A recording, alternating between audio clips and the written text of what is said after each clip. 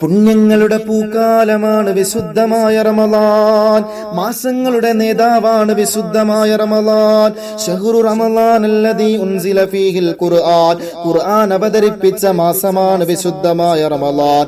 ശഹ്റുൻ ഫീഹി ലൈലത്തുൻ ഖൈറും മിൻ അൽഫി ശഹർ. ലൈലത്തുൽ ഖദ്റിന്റെ മാസമാണ്. കാരുണ്യ വർഷത്തിന്റെ മാസമാണ്. പാപമോചനത്തിന്റെ മാസമാണ്. നരകമോചനത്തിന്റെ മാസമാണ്. മൻ തഖറബ ഫീഹി ബിഖസ്ല മിനൽ ഖൈരി കാന കമൻ അദ്ദാ ഫരീള.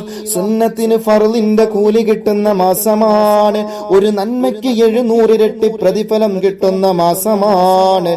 ഇദാ ജാ റമളാൻ ഫുതിഹത് അബ്വാബുൽ ജന്ന.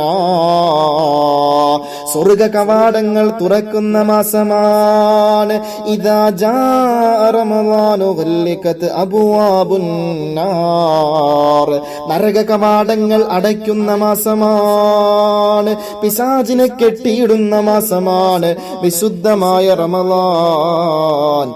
എല്ലാ സൽക്കർമ്മങ്ങളും നിർവഹിക്കാൻ പറ്റിയ മാസമാണ് വിശുദ്ധമായ റമളാൻ. റമളാനിന്റെ പകലുകളിൽ നോമ്പ് നിർബന്ധമാണ്. ആ രാത്രികളിലെ തറാവീഹ് നിസ്കാരം പ്രത്യേക സുന്നത്താണ്. ഖുർആൻ പാരായണം വർദ്ധിപ്പിക്കേണ്ട മാസമാണ് വിശുദ്ധമായ റമളാൻ. ദാനധർമ്മങ്ങൾ റമളാനിൽ ഇരട്ടി പ്രതിഫലമാണ് ഉള്ളത്. അതുകൊണ്ട് വിശുദ്ധമായ റമളാനിൽ ധാരാളമായിട്ട് ദാനധർമ്മങ്ങളെ വർദ്ധിപ്പിക്കേണ്ട മാസമാണ്.